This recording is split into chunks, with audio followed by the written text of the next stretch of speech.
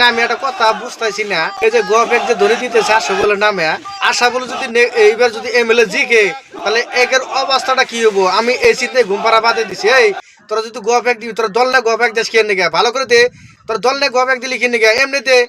আর তখন যেগুলা আগে চরাঞ্চল যেগুলা কাম মানে হনাই বা হবো, আর এই ধরনের যদি তোরা গোয়াবেক দেশ, এমএলএ কিন্তু ঘরে বই থাকবো না, এমএলএ কিন্তু দেখবো কোন পঞ্চায়েত থেকে কত ভোট পাইলো, তারা কিন্তু এগুলো দেখবো।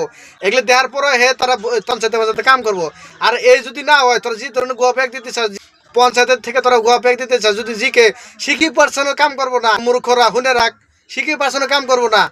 যদি আশাবুল জিকে জিকের পরে যদি তোর এই ভিডিওটা দেয়, দেখবো যে কোন পঞ্চায়েতের থেকে কোন ওয়ার্ডের থেকে তোরা এই নিউজটা করলি, দেওয়ার পরে কিন্তু ওরা ক্যালেন্ডার মারবো যে কোন থেকে আইলো। তোকে কই দিছি, তোরা যদি দলই করবি তাহলে তোর দল নে গোয়াবেক দাস কিনে গে, এমনি থেকে কোনো দল নে তো গোয়াবেক দাস দরকার নাই না। আমরা তো জানতে আছি যে আশাবুল চরাঞ্চলের ভিতরে কোনো কাম করে নাই, আশা মানছি কাম করে নাই।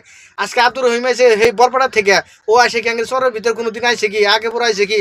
আজকে ইলেকশন আছে, ইলেকশনের কারণে হে চরের ভিতরে আইসে। আর আমার সন্দেহ জাগে যে আশাবুল দিছে তোকে টেয়া দেয় না, যার জন্য আজকে তোরা আশাবুলের গোয়াবেক দিতে চাস। আর আশাবুল যদি টেয়া দিত তাহলে তোরা গোয়াবেক দিতি না। তখন এটা ভাব চরিত্র মানে টেয়া যদি তোরা পাস নাই, টেয়া দিলেন তোরা মানে আত্মবোধ দিলি, টেয়া দিলে আত্মবোধ নাই, সব করে দরকার নাই।